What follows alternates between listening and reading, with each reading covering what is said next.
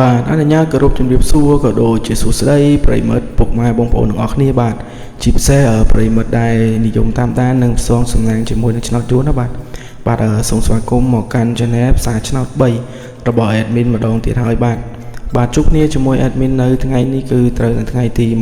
29ខែកក្កដាឆ្នាំ2026បាទ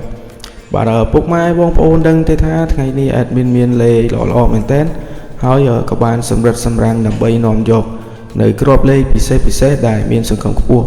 មកចែកជូនបងប្អូនយកទៅផ្សងសំណាងហើយលៀបហើយជ័យឲ្យលុយចូលហៅប៉ៅទាំងអស់គ្នាបាទ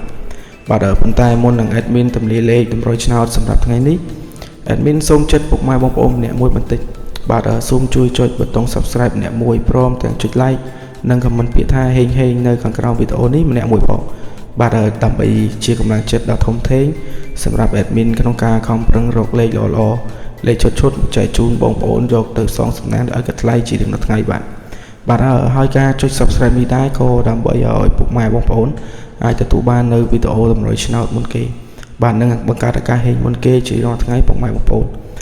ឥឡូវនេះបើចុចរស់ហើយកុំឲ្យខាតពេលយូរយើងទៅមើលលេខសំណាងថ្ងៃនេះទាំងអស់គ្នា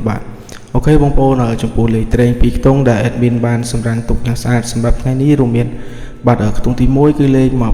28ខ្ទង់ទី2គឺលេខ77ខ្ទង់ទី3គឺលេខ52និងខ្ទង់ចុងក្រោយគឺលេខ95ចំណែកឯឆ្នោត3ខ្ទង់វិញម្ដងដែលជាលេខធំលេខបុកបងប្អូនអាចយកទៅលេងគុណបានគឺមានលេខ641គុណនិងលេខ372គុណនេះឲ្យបងប្អូនដែលចូលចិត្តលេងលេខអុសខ្ទង់ដើម្បីការពារនិងធានាសុវត្ថិភាពខ្ពស់ថ្ងៃនេះ Admin សូមណែនាំឲ្យអុស2ខ្ទង់គឺអុសខ្ទង់70និងអុសខ្ទង់90ដើម្បីកុំឲ្យបងប្អូនមានការភ័ន្តច្រឡំឬក៏មិនទាន់ Admin សូមបញ្ជាក់និងរំលឹកក្របលេខសំណាងទាំងអស់នេះជូនម្ដងទៀតក្របត្រេង2ខ្ទង់28 77 52និង95ក្របធំ3ខ្ទង់លេខ641គុណនិងលេខ372គុណលេងអុសខ្ទង់សូមអុសខ្ទង់70និងអុសខ្ទង់90បងប្អូនអាចកត់ទុកឥឡូវនេះបានលេខទាំងនេះមានសង្ឃឹមខ្ពស់មែនតើសម្រាប់ថ្ងៃទី29នេះឥឡូវនេះម៉ោងវេលានៃការចែករំលែកតម្រុយពី Channel ផ្សាយឆ្នោត3បានឈានមកដល់ទីបញ្ចប់ហើយ